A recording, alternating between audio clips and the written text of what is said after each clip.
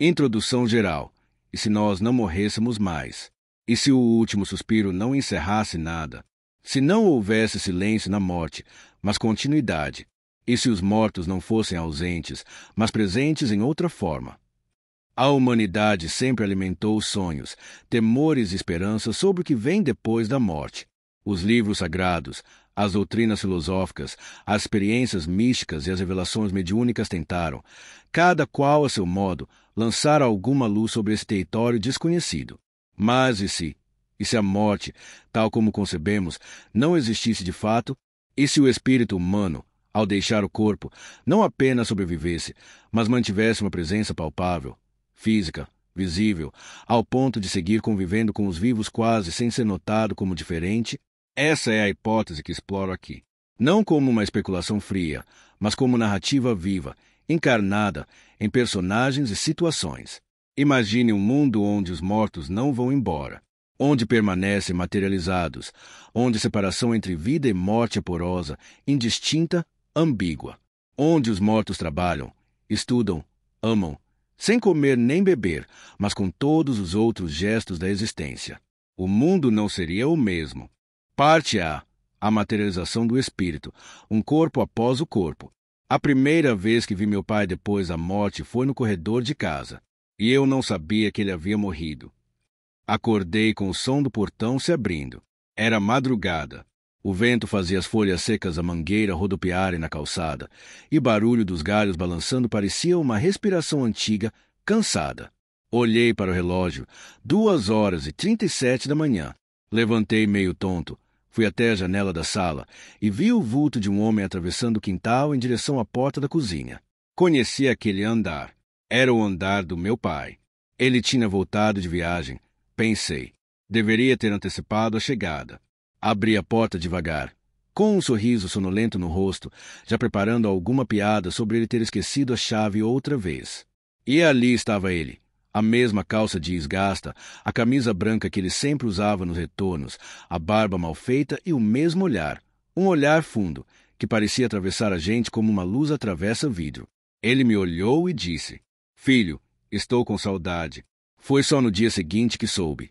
Meu pai havia morrido naquela madrugada, num acidente de ônibus, a mais de 400 quilômetros dali. Mas como? Como eu o vi?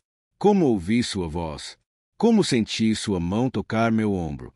Essa foi a primeira vez que vi um espírito materializado. E nunca mais esqueci o que senti. A cidade onde moro e vivo era pequena demais para fenômenos inexplicáveis. Aqui tudo se sabia rápido, os escândalos, os nascimentos, os enterros. Mas depois daquela noite, algo começou a mudar. Não apenas comigo, mas com outras pessoas. Os mortos, aos poucos, passaram a não ir embora. Eles não sumiam, não se desmanchavam no ar como vapor. Eles ficavam e se materializavam. Não falo de fantasmas translúcidos flutuando sobre os pés das camas. Não eram sussurros em cemitérios, nem vultos em espelhos. Eram pessoas, com cheiro de pele, com textura de carne, com lágrimas. Choravam, sorriam, andavam. Apenas estavam mortos. E a primeira onda de aparições. As primeiras semanas após a morte do meu pai foram envoltas em confusão. Minha mãe ficou em choque, sobretudo quando ele apareceu novamente no quintal, 2 dias depois do enterro. "Você está louca", disseram as irmãs dela. "É o luto", disseram os médicos. Mas não era. Eu também o via. Ele se sentava na cadeira da varanda, lia o jornal que alguém deixava no portão, olhava o céu. Começamos a perceber que ele só não comia nem bebia, mas falava, tocava. Suas mãos tinham calor, seu corpo tinha sombra. Outros moradores da cidade começaram a relatar o mesmo. Gente que já havia sido enterrada reaparecia, andando pela praça, sentada nos bancos da rodoviária, entrando em suas casas. Alguns eram reconhecidos de imediato. Outros levavam dias até que alguém se lembrasse deles. Mas esse aí não é o Tunico que morreu de infarto ano passado. Tunico estava sentado na mercearia, lendo a seção de esportes. Não falava com ninguém, mas estava ali, visível, sólido, com a mesma roupa da última foto no velório. A reação da população variava, de pânico a veneração. Igrejas se encheram, centros espíritas dobraram suas sessões, e os céticos começaram a estudar o fenômeno. A imprensa local cobriu o caso com cautela. Um médico da capital veio investigar. Levou amostras de suor de um espírito materializado. Não encontrou nada além de água. A explicação mais coerente veio de um grupo de estudiosos do Instituto de Metaciência Espiritual. Os corpos dos mortos estavam se recondensando por meio de um processo desconhecido de plasmagem espiritual. Era como se o perispírito, o corpo sutil descrito na literatura espírita, ganhasse densidade suficiente para se tornar indistinguível do corpo físico. Não era reencarnação. Era uma materialização autônoma, consciente e estável. Segunda, o corpo depois do corpo. Não demorou para as autoridades entrarem em conflito. O cartório não sabia como proceder. Se alguém morto reaparecia, deveria ser reativado seu CPF, sua conta bancária, e se a esposa já tivesse se casado de novo, a jurisprudência do país nunca previra que alguém pudesse voltar da morte com tamanha solidez. Um decreto municipal, assinado pelo então prefeito Aristides Miranda, criou o primeiro protocolo emergencial de reconhecimento post-mortem. Qualquer cidadão comprovadamente materializado após a morte deveria passar por uma junta ético-espiritual. Se fosse confirmado o caso, ganharia novo RG com a sigla ME, materializado espiritual. Passou-se a chamá-los de MEPS. O que mais impressionava era a realidade desses corpos espirituais. Tinha cheiro, tinha calor. Envelheciam lentamente, como se ainda obedecessem ao tempo. Uma vez, toquei o rosto da Dona Celeste, minha antiga professora de história. Ela havia morrido de câncer anos atrás. Quando voltou materializada, era como a mesma senhora de voz doce e olhar profundo. Ela sorriu, segurou minha mão e disse: "Ainda penso em Roma antiga todas as noites." O toque da sua pele era idêntico ao da carne humana. Mas ela não precisava dormir. Quando perguntada se sentia fome ou sede, apenas dizia: "Tenho lembranças da fome, mas não sinto mais." Era como se estivesse em um estado intermediário entre o mundo e o além. Um corpo, sem as exigências biológicas do corpo. Terceira, as implicações da presença dos mortos. Logo, a convivência com os mortos materializados passou a ser normalizada. Era como conviver com alguém que voltou de uma longa viagem ou que regressou de uma guerra. Todos queriam ouvir as histórias, mas havia um limite para o que podiam contar. Perguntado sobre o lado de lá, todos hesitavam. Alguns diziam: "Não posso falar. Você ainda está do lado de cá." Outros apenas desviavam o olhar. O mais espantoso era como os laços emocionais persistiam. Pais e filhos reencontravam-se. Maridos e esposas também. No entanto, o vínculo físico, íntimo, parecia esmaecer. Era como se os espíritos carregassem em si uma vibração diferente, uma leveza que os tornava incompatíveis com certos desejos terrenos. Tocavam, abraçavam, mas não havia mais desejo carnal, nenhuma reprodução, nenhum apetite. Era a vida sem os excessos da matéria. Quarta, a nova sociedade, os vivos e os materializados. Em poucos anos, os MEPS chegaram a 2% da população. Havia cidades com bairros reservados a eles, com regras específicas, horários de silêncio espiritual e uma nova legislação cívica. Alguns começaram a trabalhar em funções onde a resistência física era desejável. Por não precisarem dormir, assumiam turnos noturnos em fábricas, como vigias, bibliotecários, guardiões de arquivos. Sua presença em salas de aula passou a ser comum.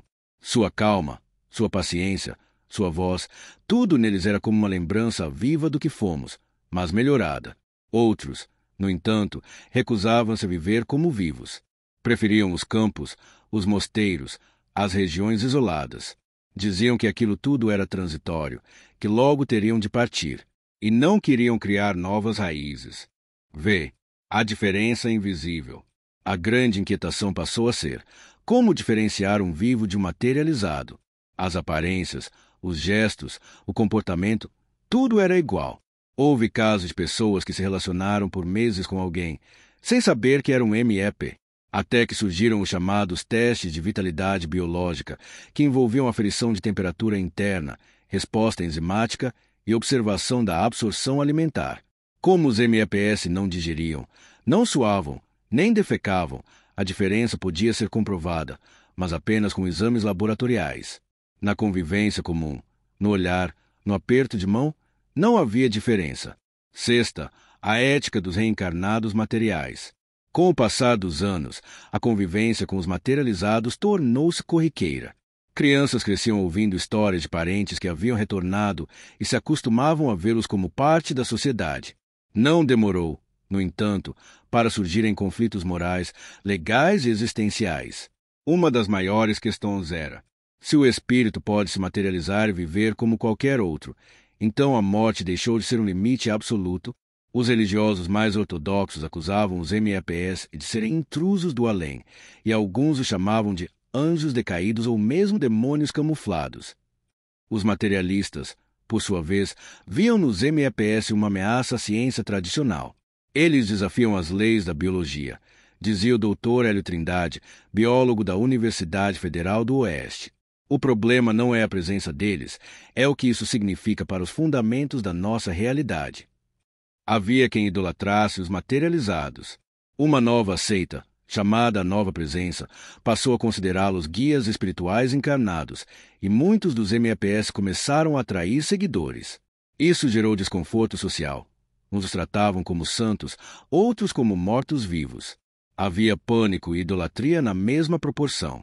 O Estado passou a limitar a atuação pública dos MEPS. Leis surgiram. Um materializado não podia se casar com um encarnado, não podia concorrer a cargos públicos, não podia votar. A explicação era sempre a mesma.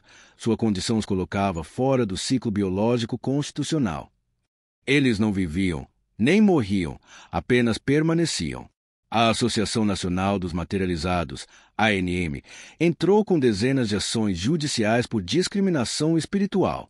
Os tribunais se viam forçados a debater, pela primeira vez, o conceito jurídico da alma e do corpo espiritual. Enquanto isso, no cotidiano, a vida seguia. Sétima, o cotidiano invisível. O que mais surpreendia era como, com o tempo, a sociedade simplesmente se acostumava. As pessoas seguiam com suas rotinas. Os materializados trabalhavam discretamente, estudavam em suas casas, liam livros à praça. Deixaram de ser notícia. Viraram parte da paisagem. Lembro do dia em que reencontrei Davi, um amigo de infância. Ele havia morrido num acidente de moto aos 22 anos. 5 anos depois, o vi na biblioteca municipal. Davi? Perguntei, espantado. Ele sorriu, como quem retorna de um passeio. Sim, estou de volta. Conversamos por horas. Ele me contou que não lembrava do acidente, mas que, após uma longa escuridão, acordou em um campo com outras pessoas. Foi recebido por uma senhora que tocou nos ombros e disse: "Você ainda tem coisas a fazer." Desde então, vagou, dormindo entre formas de energia, até que sua consciência o conduziu de volta, e seu corpo, plasmado pela vontade, reconstruíra-se à imagem de quem ele fora em vida. "Eu me vejo como me lembro", disse ele. "Meu corpo espiritual assumiu a forma que minha mente sustentava como real." Essa era uma característica comum. Os MEPS manifestavam-se com aparência idêntica à última forma viva com que se identificavam. Alguns voltavam jovens, outros envelhecidos. A mente modelava a forma. Oitava, a dor da permanência. Mas nem tudo era harmonia. Para muitos MEPS, o retorno era um fardo. José Nunes, 47 anos, ex-bancário, apareceu 2 anos após ser assassinado num assalto. Morava agora com a irmã, numa casa simples no bairro Nova Esperança. Tornou-se retraído, introspectivo. Quando entrevistado por uma equipe de pesquisa da Universidade da Luz, disse: "O problema não é ter voltado, é não poder ir." "Como assim?" perguntou o repórter. "Não consigo partir de novo. Estou preso aqui, como alguém que terminou a aula, mas não pode sair da escola." A materialização, ao que parecia, não era um dom voluntário em todos os casos. Muitos MEPS não sabiam como voltar ao estado espiritual pleno. Estavam retidos na terra, por apegos, culpas, laços mal resolvidos. Uma espécie de purgatório tangível. Centros de auxílio espiritual começaram a trabalhar com esses casos. Chamavam-nos de consciências ancoradas e tentavam ajudá-las a se desligar gradualmente por meio de práticas de perdão, meditação e reencontro com o propósito. Era um novo campo de atuação espiritualista, o desligamento do perispírito densificado. Nona, a espiritualidade científica. A comunidade científica, diante da avalanche de materializações comprovadas, não pôde mais ignorar os fenômenos. A física quântica e a biologia energética passaram a admitir que havia camadas da realidade além das dimensões perceptíveis. O Instituto Nacional de Estudos Pós-Morte, INEP, foi criado por decreto federal, reunindo médicos, físicos, neurocientistas e médiums. Trabalhos conjuntos revelaram que os MEPS possuíam um campo eletromagnético coerente, mas sem fluxo sanguíneo. Respiravam, mas não precisavam do oxigênio. Suas cordas vocais vibravam sem ar.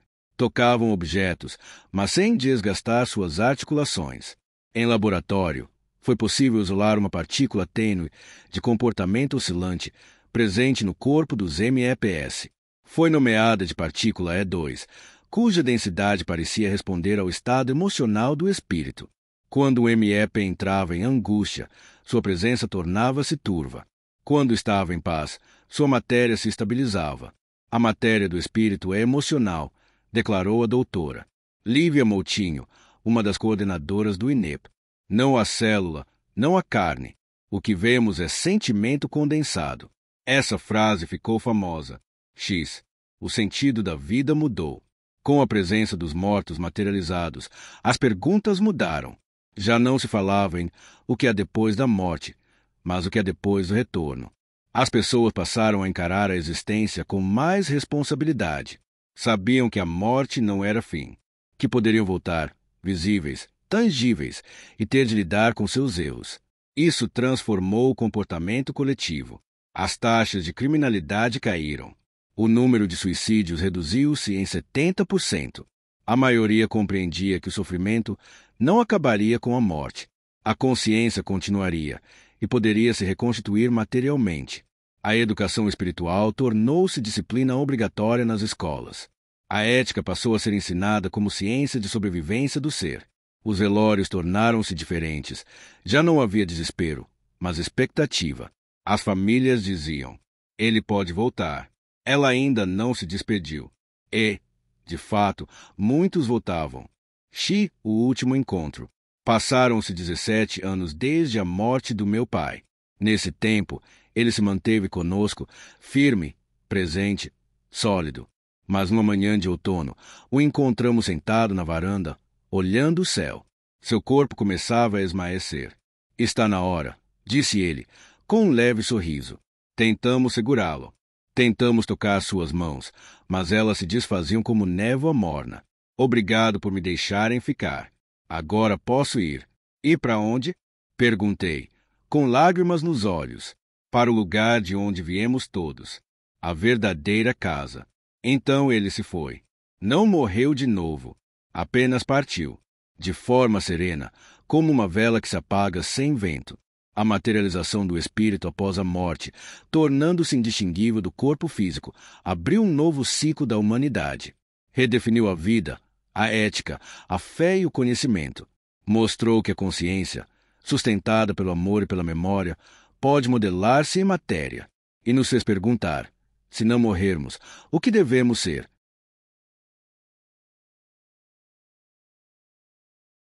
Parte B. O espírito materializado em atividade, a vida sem os sentidos da matéria.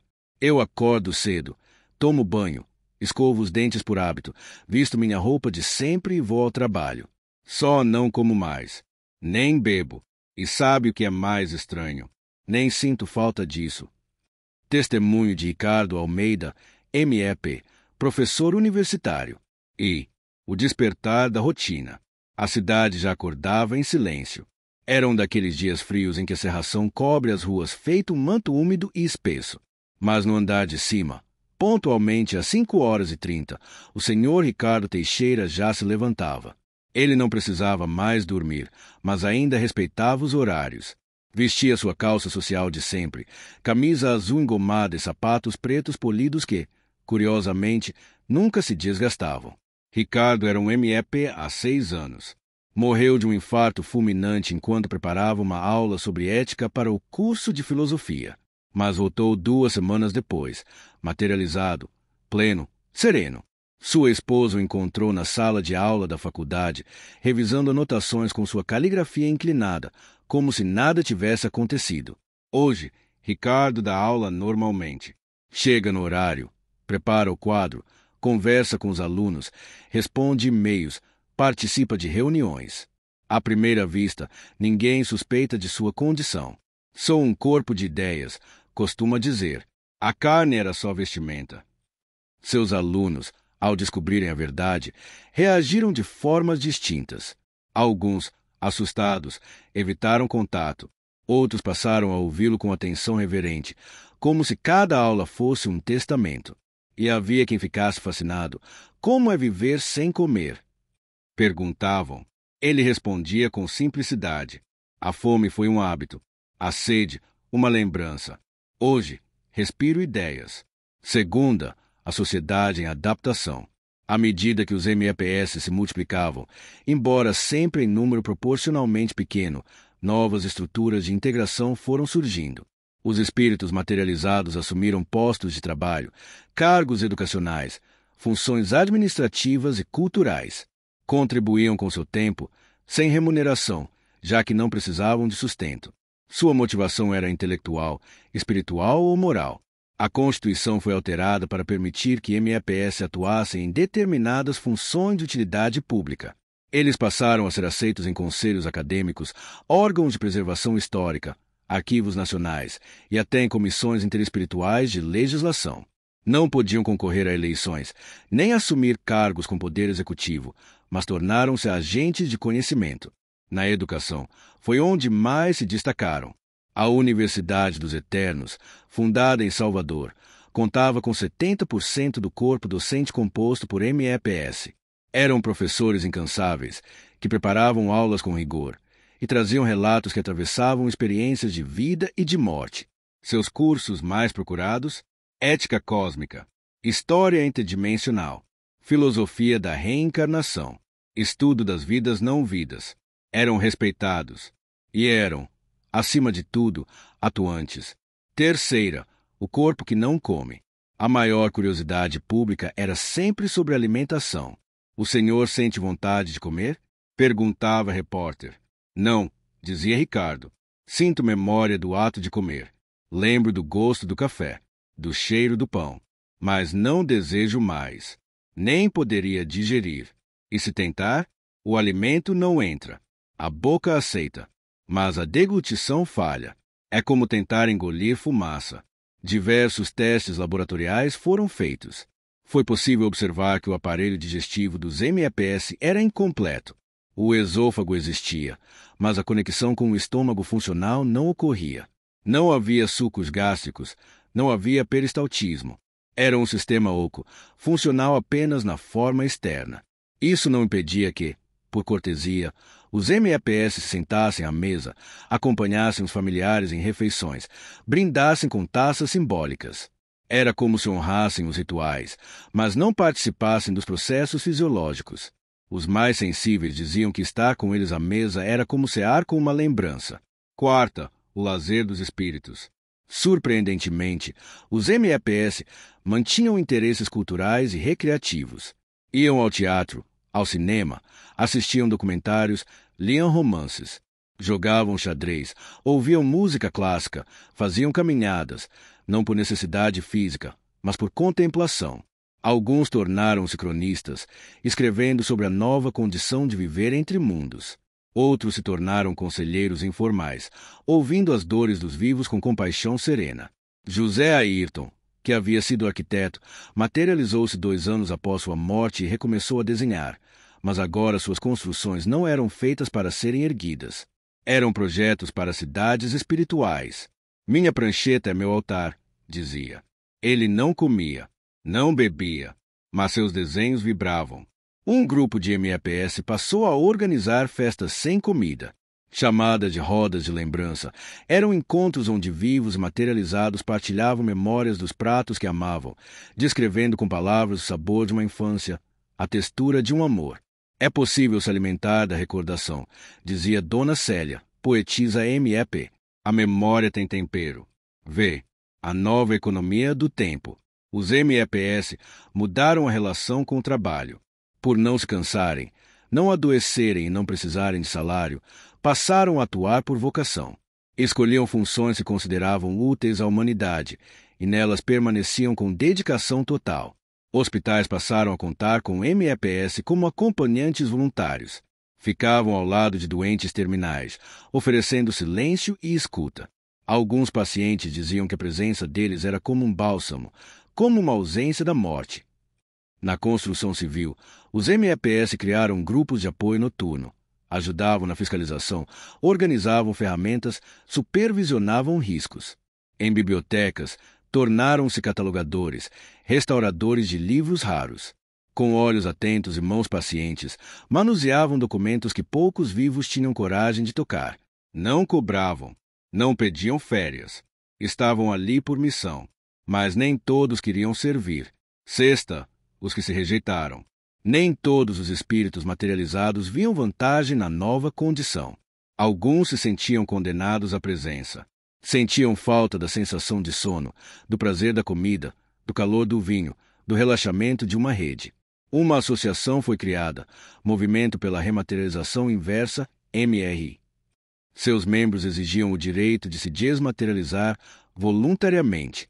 Alegavam que sua permanência era um ciclo interrompido, uma prisão em forma humana. Se não podemos morrer, então onde está o descanso? Dizia o manifesto. A questão foi levada à Suprema Corte Espiritual, criada para deliberar sobre os direitos dos MEPS. Após 3 anos de debate, o veredito foi: a permanência do espírito materializado é consequência da sua vontade inconsciente e só poderá ser revertida quando o próprio espírito liberar os laços que o prendem à densidade terrestre. Ou seja, não há decreto que os liberte. Apenas o próprio espírito, pela elevação de sua consciência, pode dissolver a forma física adquirida.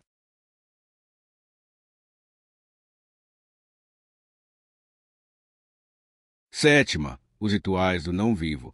Os MEPS, embora privados da alimentação, criaram novos ritos de celebração. Ao invés de jantares, faziam noite de palavras, onde declamavam poesias, compartilhavam histórias, ouviam uns aos outros. Eram ceia de lembrança, banquetes de silêncio. Em suas casas, quando as tinham, não havia geladeiras nem fogões. Mas havia bibliotecas, instrumentos musicais, incensos, pedras, luzes suaves. Receber um MEP em casa tornará-se um evento espiritual. Era comum que famílias os convidassem para conversar com crianças, consolar viúvas, orientar jovens. Eram conselheiros naturais. Sua presença trazia paz. Mas havia também o lado sombrio, os que abusavam da confiança, os que fingiam pureza. Nem todo MEP era sábio. Alguns mantinham as falhas da vida anterior. Voltavam com inveja, com mágoa, com sede de vingança e precisavam ser encaminhados ao centro de pacificação. Oitava, a ética do ser entre dois mundos. Ao fim de tantos relatos e estudos, a humanidade concluiu que o espírito materializado era uma continuação, não um milagre, nem um castigo. Era a vida além do biológico, mas ainda dentro do tempo. Era possível trabalhar, amar, sorrir. Era possível ser útil, mas sem os excessos da carne, sem o esquecimento, sem os véus da matéria. O espírito, ao se manter entre os vivos, aprendia com mais profundidade a essência da existência. Aprendia a viver sem possuir, a servir sem desejar, a estar sem consumir. E esse talvez seja o maior ensinamento de todos. Os espíritos materializados mostraram que a vida pode continuar, mas não como antes. Sem comida, sem bebida, sem vícios, sem necessidades, eles vivem como se fossem ideias encarnadas. Trabalham, constroem, leem, aconselham, mas não comem. São a prova de que o ser humano não se resume à carne. E que talvez, um dia, todos nós aprenderemos a viver também assim, com menos matéria e mais espírito.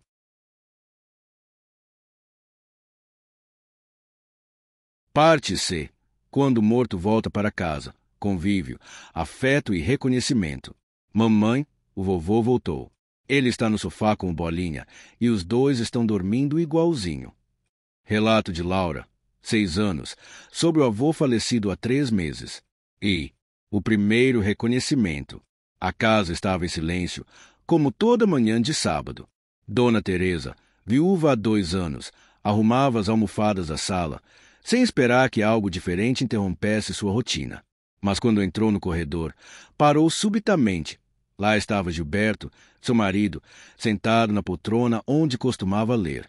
Usava a mesma camisa de flanela, os mesmos óculos. Sua postura era serena. Olhava para o jardim com aquela expressão contemplativa que sempre tivera. A princípio, Teresa pensou que fosse alucinação. Aproximou-se devagar. Suas mãos tremiam. Giba? Sussurrou. Ele virou o rosto, lentamente, e sorriu com ternura. Oi, amor. Ela caiu de joelhos. Chorou sem forças. Quando se recompôs, ele ainda estava ali. Tocou sua mão. Era quente, sólida, com as mesmas rugas, as veias saltadas, o toque firme e gentil. O morto havia voltado, mas não como lembrança. Voltará como presença. Segunda, os laços da memória, o reconhecimento mútuo. Um dos fenômenos mais marcantes das materializações espirituais era a consistência emocional da presença. Os MEPS, materializados espirituais plenos, mantinham não apenas a aparência corporal, mas também a personalidade, as memórias, os vínculos. Amigo de infância, pais e filhos, casais, irmãos, ao reencontrarem seus mortos materializados, reconheciam imediatamente os gestos, o tom de voz, os silêncios típicos, os sorrisos. Mas havia também o oposto, casos em que a dor do reencontro era insuportável. A filha que reencontrou o pai que a abandonara. A esposa que nunca superou a traição. O irmão que morrera num acidente causado pelo outro. Nestes casos, os MEPS não forçavam presença. Muitos se recolhiam a mosteiros espirituais, lares de silêncio, ou retornavam aos centros onde aprendiam o processo do desapego. A materialização não apagava erros. Ela os colocava frente a frente com a verdade que deixaram para trás. Os reencontros mais belos ocorriam entre avós e netos, pais e filhos, amores interrompidos por tragédia. Era como assistir ao tempo se curvar diante da eternidade. Terceira, o convívio diário, viver com quem já morreu. Após a fase de espanto, a rotina se reinstalava. Os MEPS voltavam a habitar seus quartos, sentavam-se à mesa, embora não comessem. Contavam histórias, davam conselhos, assistiam a novela com os demais. Eram como eram antes, só que agora não adoeciam, não se cansavam, não dormiam. A adaptação emocional exigia tempo. Algumas famílias organizavam a casa para que o MEP tivesse seu espaço. Os que eram mais espiritualmente maduros atuavam como guias domésticos, sem imposição, mas com doçura. Tornaram-se conselheiros naturais dos jovens da casa. Ouviam, aconselhavam, orientavam, não como doutrinadores, mas como experiência viva que vencera a morte. Eram a avó que voltava para acalmar o neto insone, o pai que reassumia seu lugar como presença, a irmã que acompanhava o caçula à escola, silenciosa, mas firme. A presença dos MEPS restaurava lares despedaçados, mas também exigia coragem para enfrentar o passado, porque nada fica oculto diante de quem já atravessou a morte. Quarta, as crianças e os materializados. Entre todos, as crianças eram as que melhor lidavam com os MEPS. Não havia julgamento, nem temor, nem negação. Para elas, era natural que o vovô voltasse, ou que a tia Clarinha ainda viesse brincar. Uma pesquisa feita pelo Instituto de Consciência Infantil revelou que mais de 92% das crianças com até 10 anos que conviviam com MEPS não apresentavam distúrbios emocionais. Pelo contrário, tornavam-se mais compassivas, respeitosas, curiosas. Algumas desenvolviam maior sensibilidade mediúnica. Outras tornavam-se estudiosas do espiritualismo desde cedo. Mas todas relatavam a mesma coisa. O tio João voltou. Ele só não come mais, mas ele me ama igual. As crianças não viam o morto, viam a pessoa. E esse olhar puro era o que mais reconectava os MEPS à sua humanidade. Vê, os animais e a percepção do espírito. Mas havia um aspecto ainda mais surpreendente. Os animais, cães, gatos, pássaros, reagiam com absoluta naturalidade à presença dos MEPS. Latidos de saudade, ronronares, aproximações espontâneas. Em muitos casos, os animais reconheciam os donos antes mesmo dos humanos perceberem que haviam retornado. Há registro de cães que se deitaram aos pés dos MEPS, como faziam antes da morte, de gatos que voltaram a dormir sobre o peito de seus donos retornados, de cavalos que se ajoelharam diante de espíritos materializados.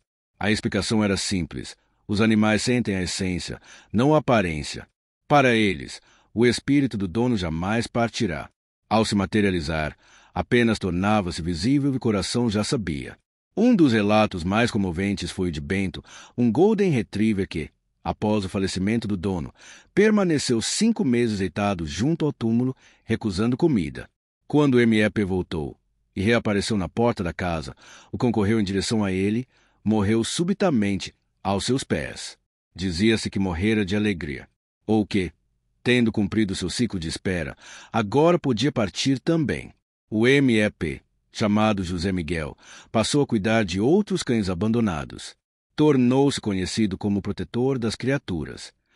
Sexta, as emoções do reencontro.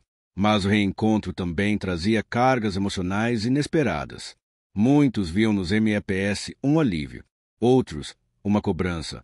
Alguns não conseguiam encarar de novo o pai ausente, o marido ciumento, o irmão violento. A dor da convivência com quem morreu, mas voltou, era também uma lição de perdão. Os MEPS que retornavam com consciência mais elevada tornavam-se instrumentos de reconciliação. Sabiam ouvir, sabiam calar, sabiam pedir desculpas sem palavras, porque seu olhar dizia tudo. Houve casos em que casais reataram laços espirituais. Outros preferiram manter distância respeitosa. Mas o que era certo, ninguém permanecia indiferente. O morto que volta revela o vivo que fomos. Sétima, o amor entre dimensões. E quanto aos casamentos, seria possível amar, conjugalmente, um espírito materializado? A resposta era, sim, mas não como antes. O amor permanecia. O carinho, a afeição, a admiração. Mas o corpo do MEP não mais despertava o desejo físico. Havia calor, havia contato, mas não havia impulso. O corpo espiritual não tinha instinto carnal. Por isso, os casais que reatavam vínculos com MEPS o faziam em outro nível, mais fraterno, mais contemplativo. Dormiam juntos, sem dormir. Abraçavam-se, sem desejo. Era um amor de eternidade. Alguns viúvos preferiam manter seus novos relacionamentos. Outros separavam os lares. Mas havia também os que criaram comunidades mistas, onde vivos e materializados conviviam em paz, como irmãos de jornada. Oitava, a vida que prossegue. A maior lição do convívio com os espíritos materializados era a constatação de que o afeto sobrevive. O abraço, o conselho, a presença, o silêncio, o amor, tudo permanece. Mesmo quando o corpo biológico se vai, mesmo quando o tempo passa, os MEPS tornaram-se lembranças vivas e cuidavam. Estavam presentes nas formaturas, nos aniversários, nas vitórias e nas quedas. Sem exigências, sem imposições. Apenas estavam. E ao estarem, ensinavam o valor da presença. Se nós não morrêssemos, aprenderíamos a valorizar cada gesto, cada presença, cada olhar. Os espíritos materializados mostraram que o amor é mais forte que a carne, que o afeto é mais durável que o tempo, e que os vínculos verdadeiros atravessam a morte. Parte D. A mão invisível, os espíritos e os objetos do mundo.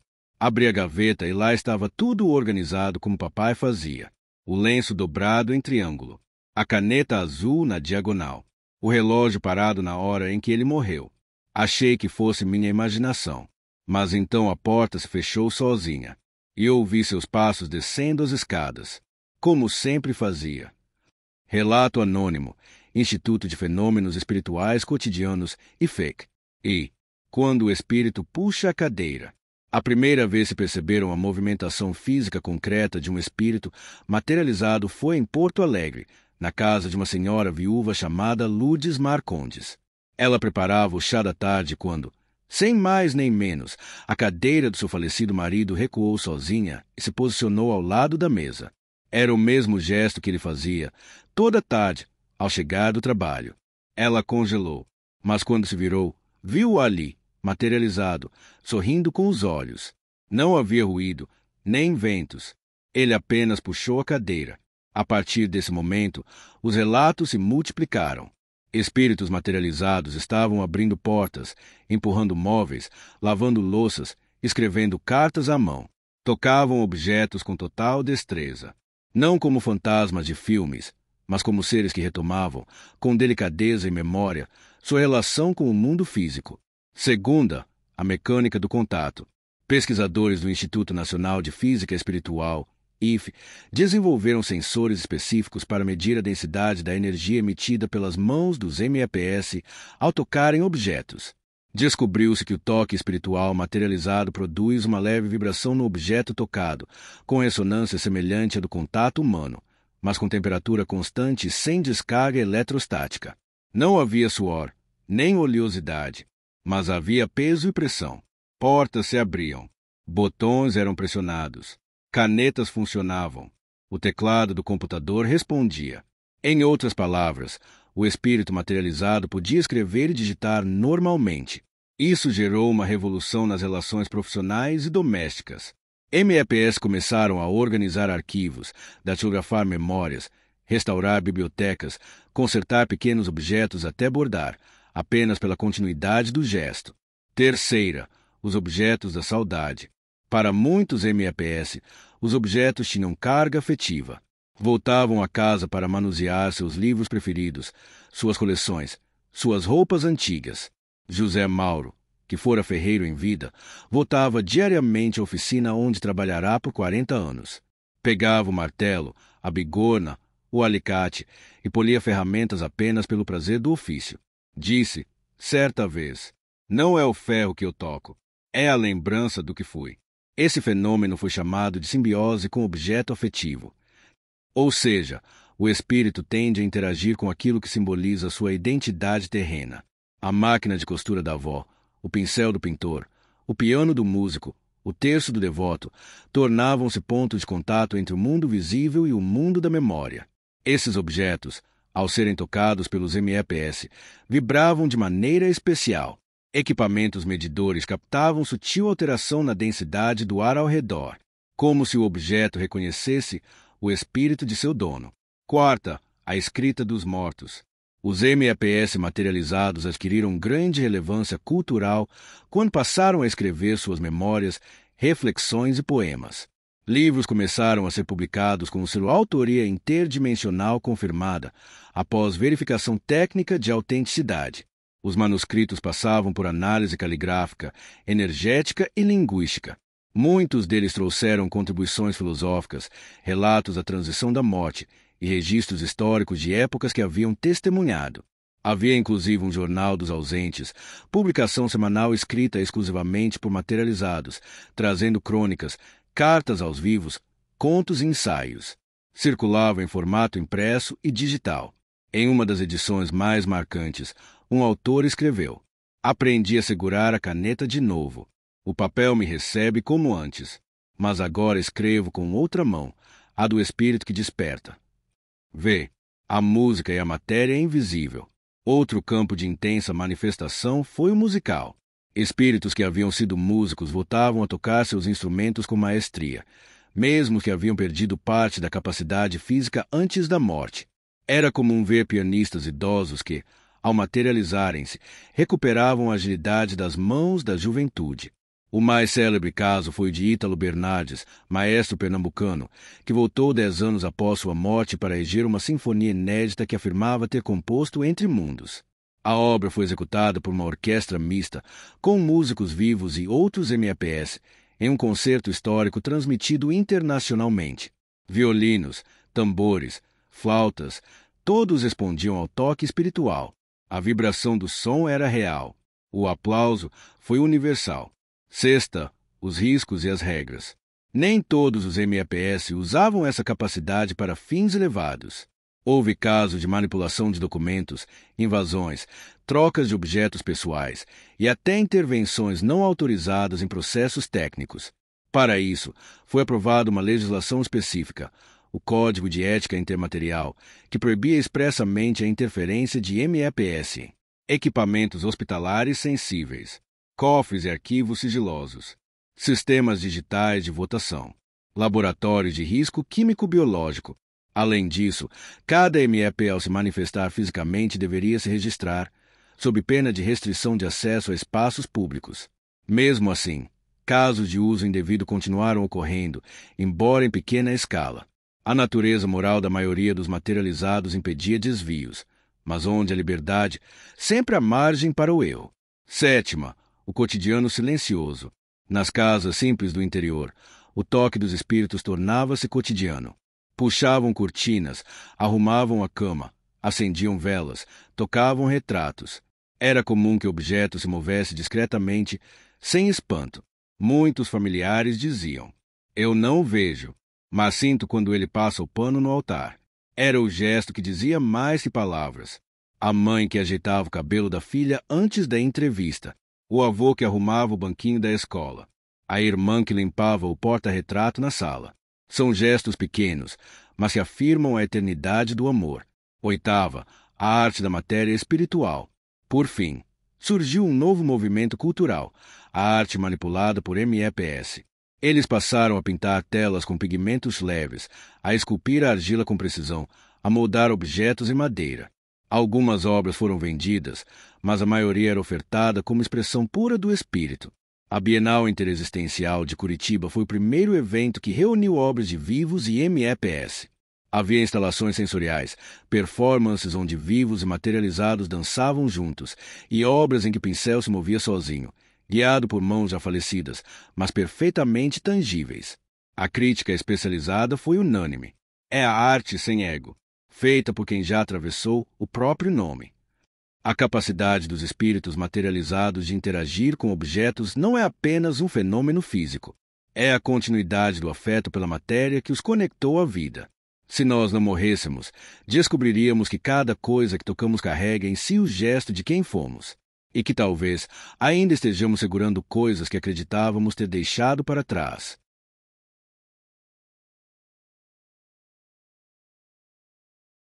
Parte é os escolhidos da luz, o julgamento da providência. Se todos pudessem voltar, a terra seria um eco do inferno. Mas a divina providência é misericordiosa, só retorna quem tem amor para oferecer. Trecho do manuscrito de Efrem, MEP, ano 2039. E o mistério da escolha. Ninguém sabe exatamente como se dá a escolha. Nenhum homem, vivo ou desencarnado, jamais soube dizer com precisão quais são os critérios da providência divina para permitir que um espírito se materialize novamente no plano terrestre. Mas uma coisa é certa, não se trata de privilégio. Trata-se de merecimento, missão ou necessidade. Desde os primeiros relatos de materializações espirituais plenas, os MEPS, ficou evidente que nem todos os mortos voltavam.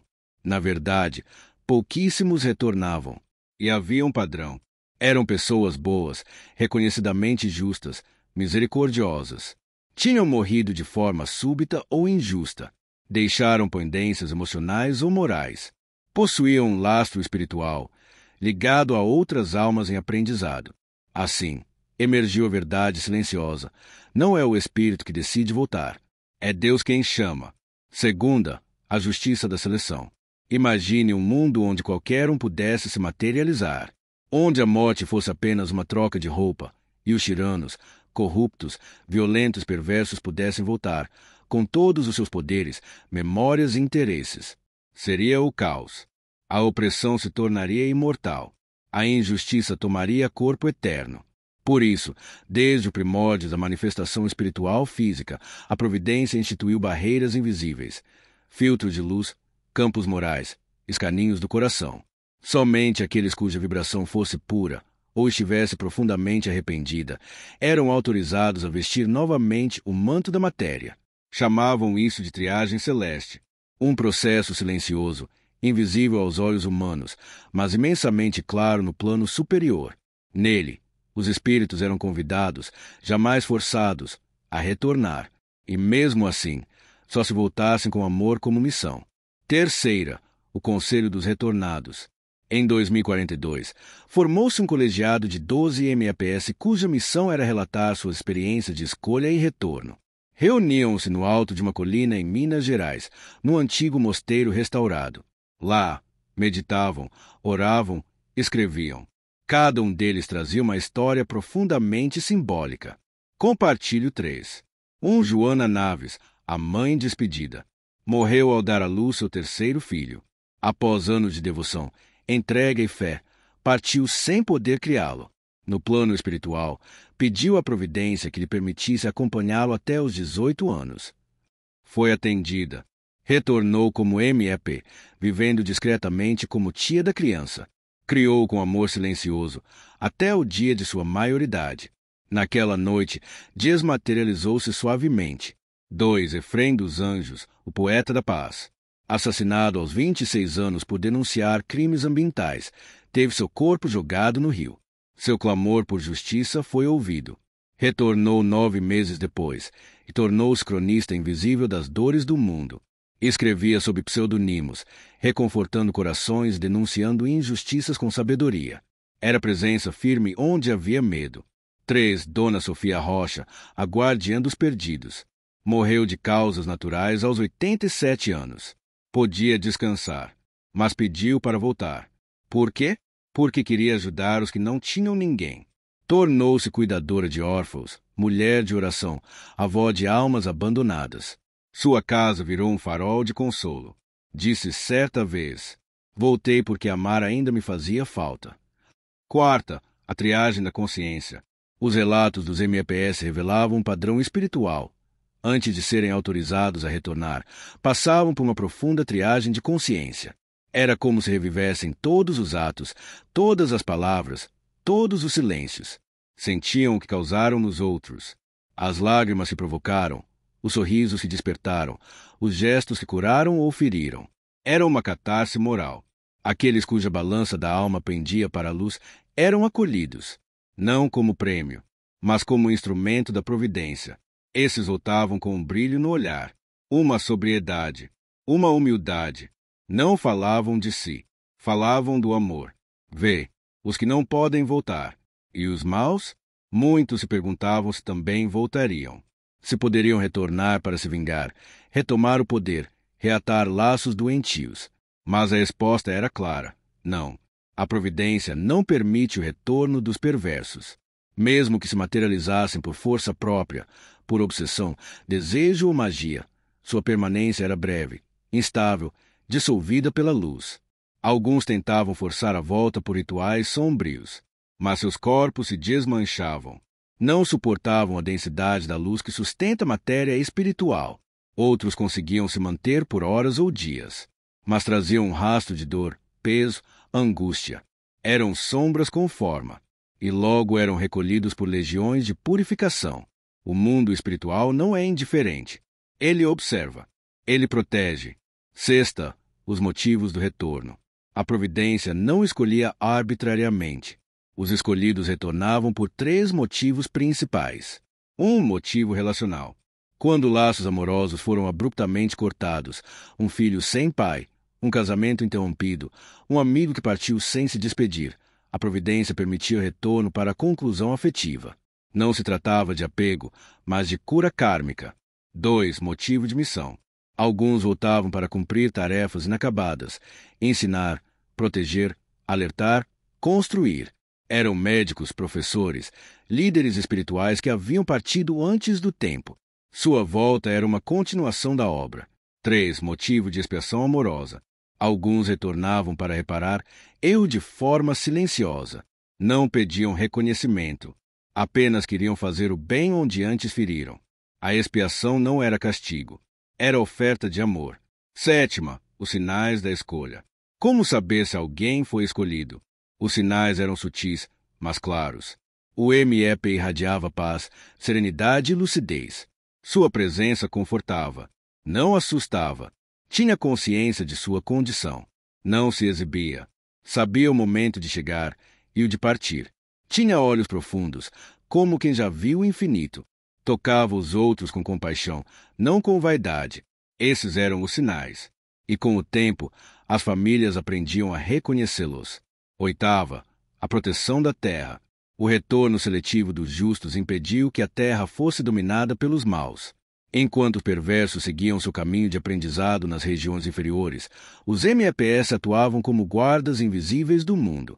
Eram faróis em escolas, conselheiros em hospitais, presenças em cemitérios.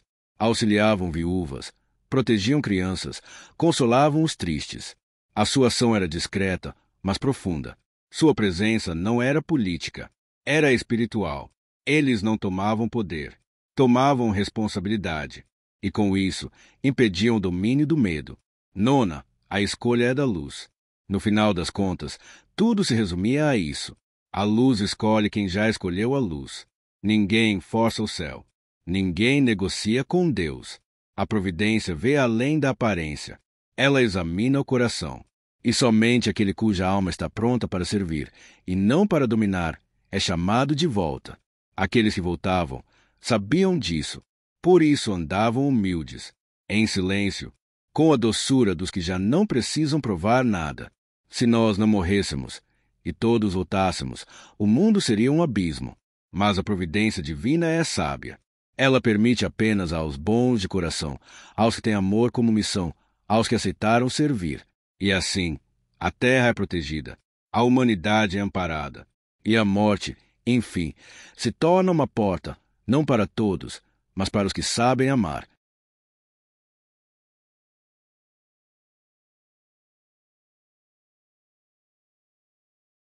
Parte F.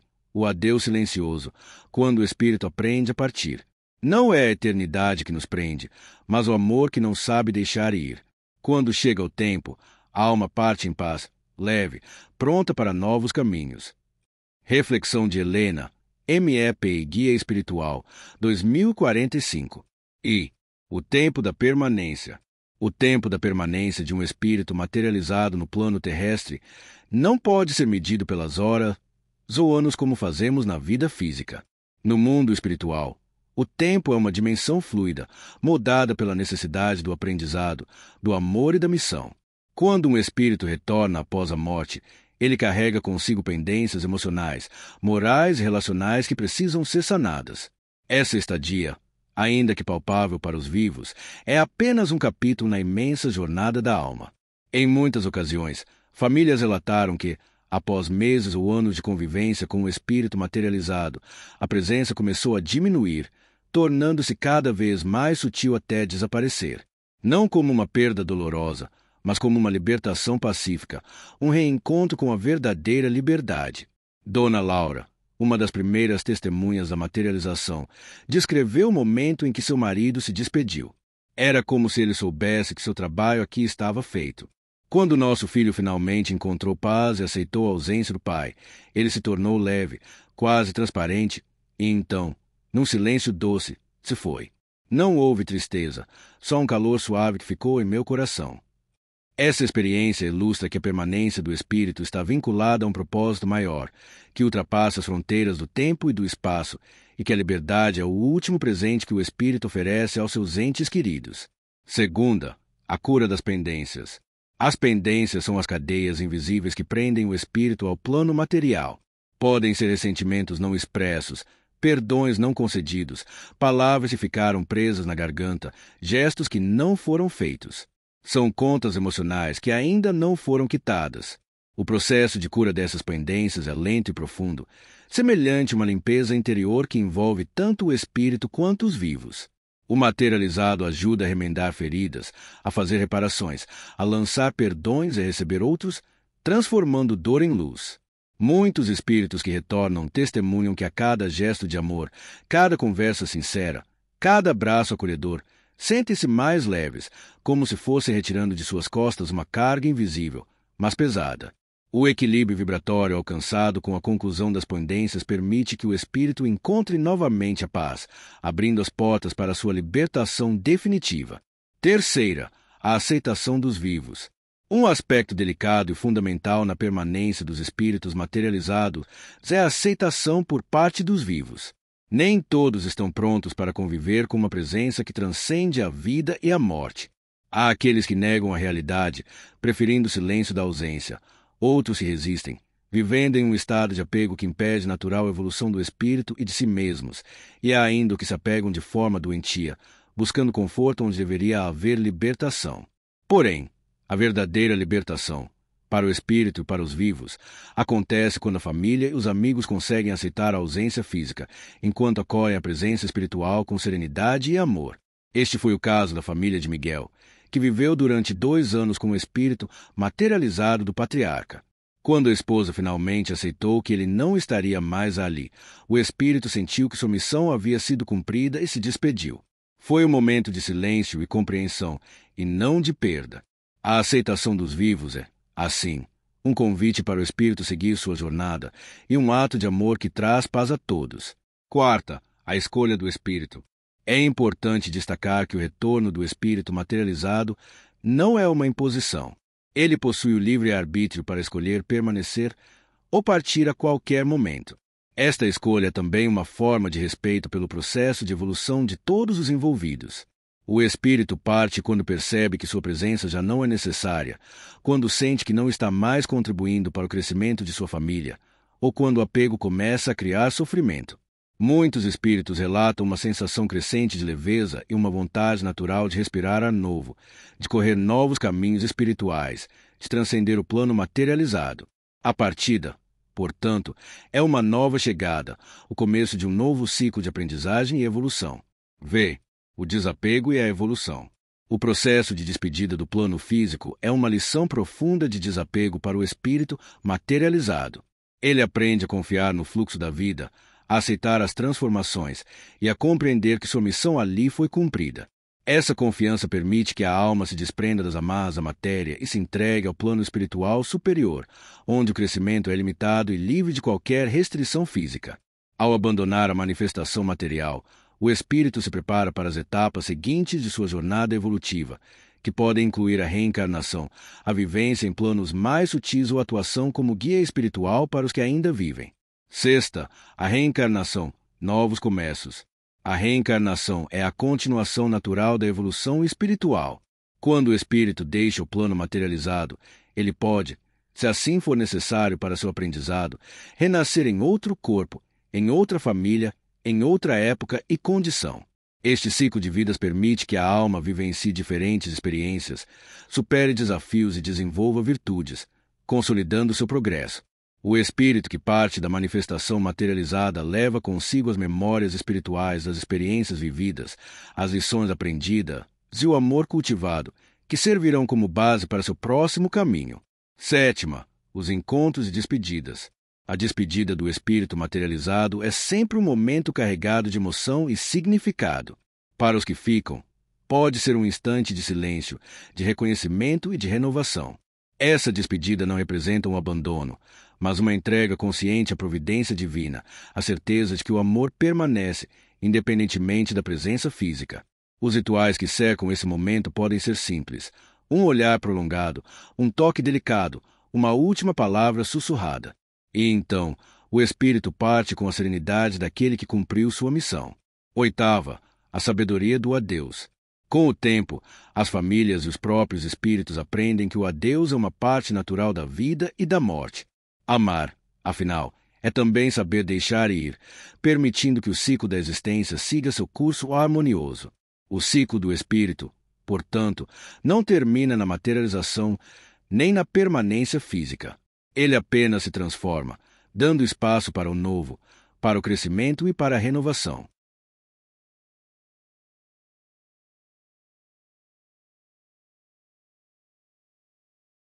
Parte G. O parêntese da providência. A paz no desprendimento. Em meio à dor da separação, a providência abriu uma porta para a serenidade, para o amor sem sofrimento, para a certeza do reencontro eterno.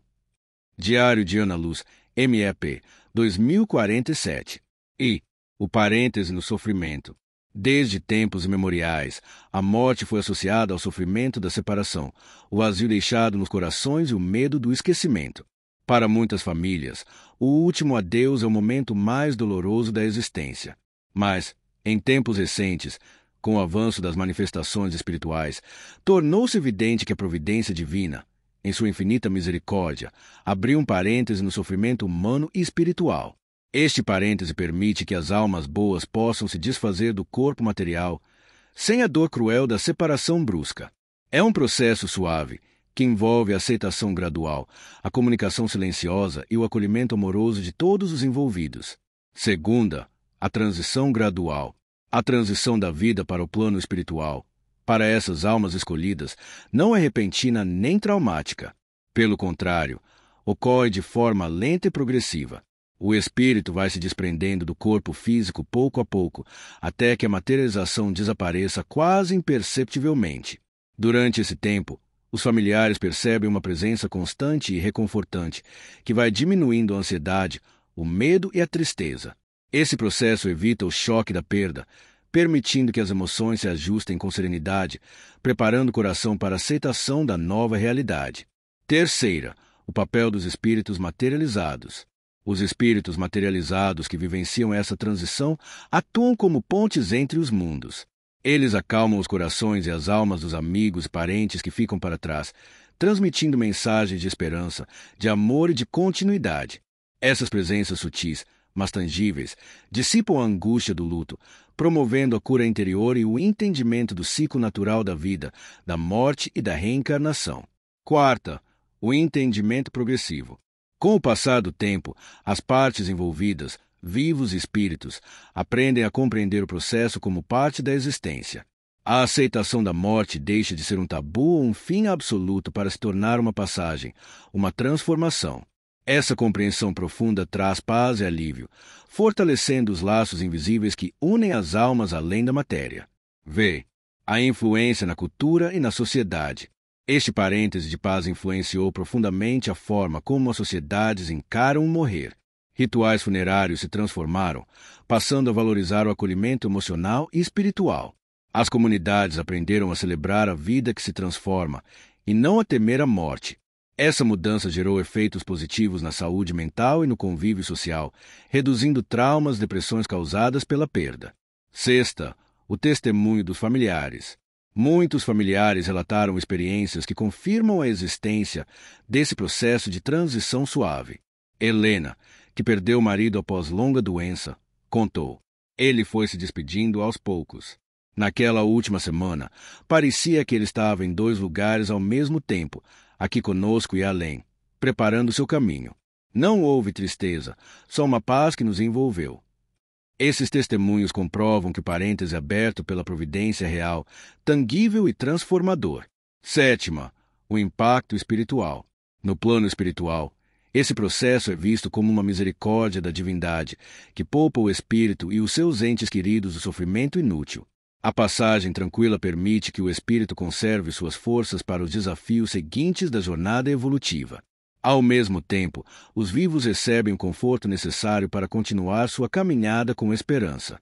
Oitava, o ciclo da vida, morte e reencarnação. Finalmente, o entendimento do ciclo da vida, morte e reencarnação passa a ser mais claro para todos. O parêntese no sofrimento é, na verdade, uma preparação para o novo começo. A morte deixa de ser um ponto final e passa a ser uma vírgula, uma pausa que antecede o recomeço, a renovação e a evolução contínua da alma.